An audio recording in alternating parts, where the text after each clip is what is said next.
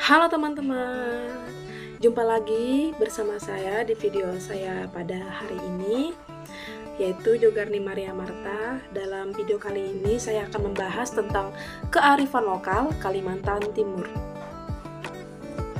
Berhubung saya dari Kalimantan Timur, jadi kearifan lokal yang akan saya jelaskan mengenai folklore yaitu berasal dari Kalimantan Timur. Untuk pembahasan yang akan kita bahas dalam video kali ini, yang pertama yaitu tentang definisi folklore, dan yang kedua yaitu contoh kearifan lokal Kaltim folklore lisan, contoh kearifan lokal Kaltim folklore sebagian lisan, dan yang terakhir yaitu contoh kearifan lokal Kaltim folklore bukan lisan. Baik, kita akan lanjut. Pertama yaitu definisi folklore. Di dalam video-video saya yang sebelumnya mungkin teman-teman bisa klik kembali, teman-teman bisa lihat, teman-teman bisa tonton. Di situ saya sudah jelaskan lebih rinci tentang pengertian folklore. Untuk kali ini saya akan menjelaskan garis besar saja dari folklore itu sendiri, yaitu secara etimologi berasal dari dua kata bahasa Inggris, yaitu folk dan juga lore. Folk artinya sekelompok orang, sedangkan lore artinya itu tradisi turun-temurun. Intinya folklore ini adalah warisan budaya yang diwariskan dari generasi sebelumnya kepada generasi selanjutnya. Itu tradisinya turun-temurun dari nenek moyang kita kepada anak-anak cucunya, yaitu kita ini. Itu dinamakan folklore. Untuk contoh kearifan lokal Kaltim folklore lisan, teman-teman bisa lihat. Di sini ada beberapa contoh ya teman-teman. Di sini ada contoh folklore lisan Kaltim, dan juga nanti ada contoh folklore lisan sebagian, dan juga bukan lisan. Dan untuk full folklore lisan Kaltim ini ada beberapa contoh yang kita bisa lihat, yaitu yang pertama ini adalah bahasa rakyat. Nah, bahasa rakyat yang dari Kaltim itu yang bisa kita lihat, kita temukan, yaitu contohnya adalah kana. Nah, karena ini merupakan cerita puisi rakyat yang dibawakan dengan nyanyian oleh masyarakat suku Dayak. Karena ini mirip dengan cerita prosa, teman-teman. Nah, perbedaannya terdapat yaitu cerita prosa hanya terletak pada pemakaian bahasa yang puitis. Nah, sedangkan kalau puisi ini yaitu murni dari ungkapan dari seseorang ketika dia mengarang, ketika dia menyampaikan, ketika dia membuat suatu puisi.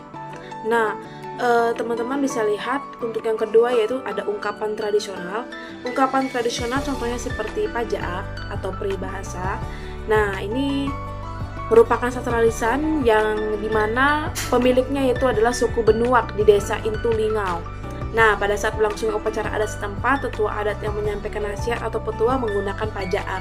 Jadi ini digunakan para tetua-tetua ketika dia menyampaikan nasihat, ketika dia menyampaikan petua, di mana nasihat dan petua ini diharapkan agar anak-anak yang mendengar atau mungkin keluarga yang mendengar, masyarakat yang mendengar, mereka mendapatkan suatu hal yang itu yang itu adalah suatu peringatan atau suatu peraturan, suatu nasihat untuk menyampaikan pesan-pesan nilai moral yang disampaikan oleh para tetua tadi. Nah, diharapkan untuk para generasi-generasinya itu bisa mengikuti, bisa juga menerapkan apa yang dikatakan oleh para tetua-tetua pada masa itu. Nah, untuk pertanyaan tradisional, ini contohnya seperti susurungan atau teka-teki, di mana ini disampaikan dalam bahasa Banjar Hulu. Nah, fungsi tradisi lisan ini yaitu untuk menguji kepandaian, yaitu untuk mengisi waktu pada saat begadang menjaga dirasah, dan untuk dapat melebihi orang lain. Nah, jadi teman-teman, ini teka-teki ini, susurangan ini bersifat ibaratnya itu nggak cuma satu tempat saja dia digunakannya, tetapi bisa berbagai macam tempat.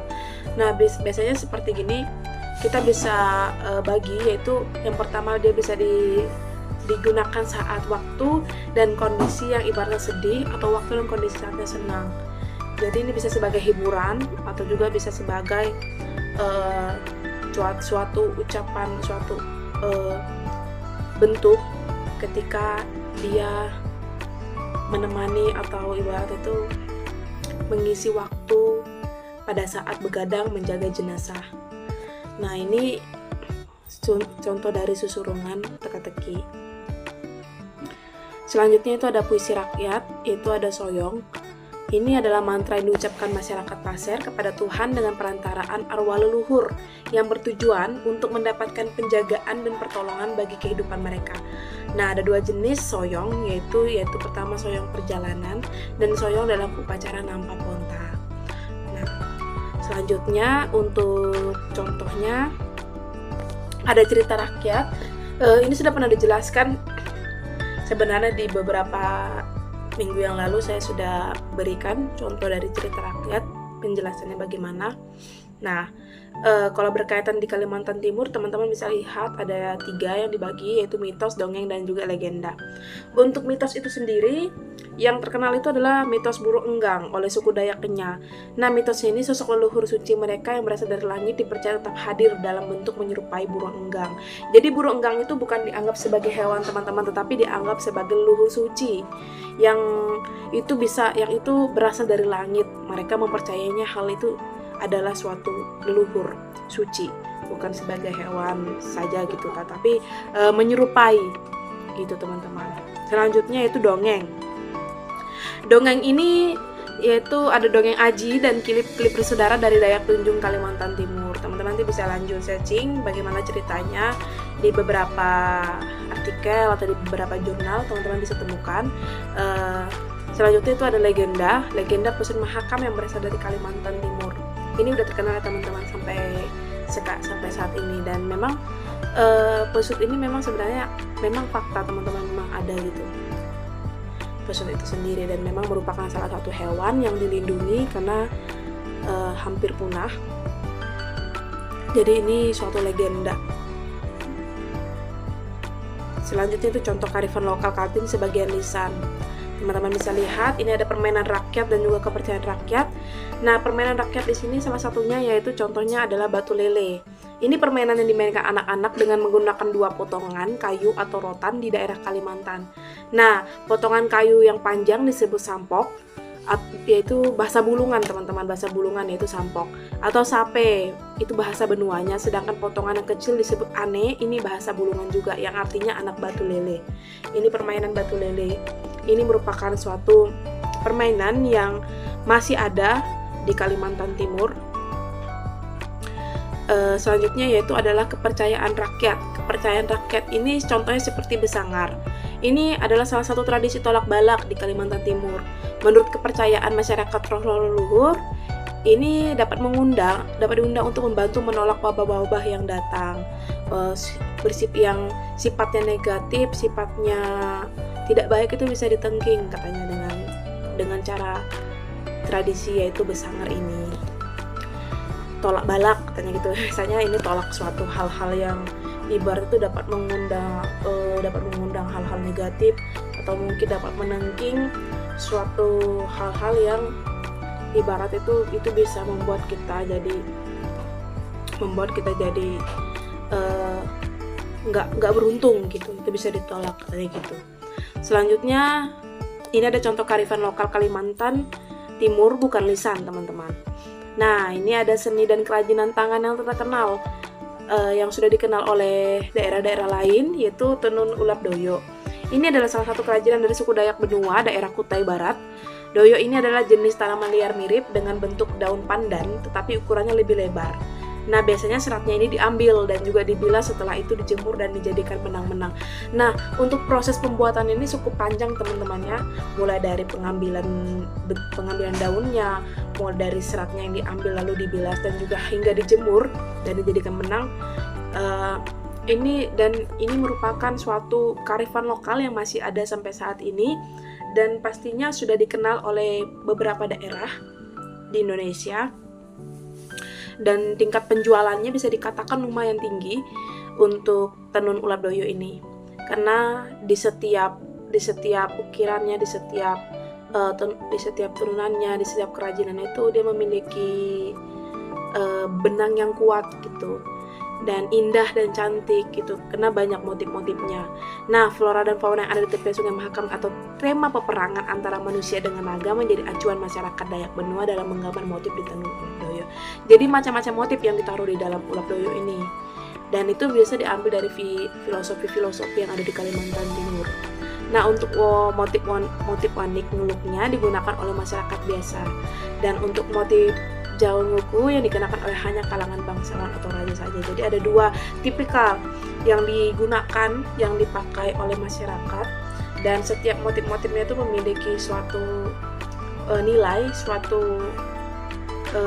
nilai ataupun suatu tipe, di mana hanya ada beberapa motif yang digunakan untuk masyarakat biasa saja dan sisanya untuk kalangan bangsawan atau raja. Selanjutnya ini ada contoh-contoh warna dari tenun Ulap Doyo. Biasanya warna-warna yang dipakai itu ya ini teman-teman, ada warna hitam, merah, warna hijau, warna kuning, dan warna coklat.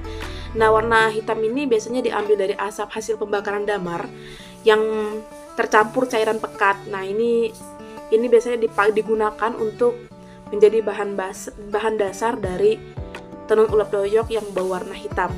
Untuk yang warna merah itu biasanya didapatkan dari batu alam atau batu lado. Dan warna hijau biasanya dibuat dari daun putri malu, Aminosa pudica, itu nama latinnya teman-teman. Nah, selanjutnya untuk warna kuning ini biasanya diambil dari umbi kunyit. Nah, untuk warna coklat biasanya diambil dari akar kayu otter dengan cara diambil getahnya. Ini ada beberapa warna ini yang bisa dipakai untuk penggunaan warna untuk tenun Ulap Doyo. Makanya tak heran kita bisa melihat bagaimana karya tenun Ulap Doyo ini memiliki warna yang bisa dikatakan itu warnanya itu nggak terlalu terang-terang banget, tetapi dia memiliki warna yang masuk gitu. Dia warnanya tidak norak, tetapi warnanya bisa dikatakan kalem, cantik gitu teman-teman, sesuai dengan motif yang ada di dalam kain. Teman-teman bisa lihat lebih jauh di beberapa artikel ataupun di beberapa jurnal tentang tenun Ulap Doyo. Nah, sudah selesai dalam video ini. Terima kasih dan sampai jumpa teman-teman di video selanjutnya. Semoga bermanfaat penjelasan saya mengenai folklore lisan, sebagian lisan dan bukan lisan di Kalimantan Timur, contoh-contohnya. Teman-teman bisa bantu untuk like, komen, share, dan juga subscribe video saya untuk menantikan video-video selanjutnya dengan tema-tema yang menarik tentang folklore sendiri. Saya Jogarni Maria Marta pamit undur diri. Terima kasih, sampai jumpa.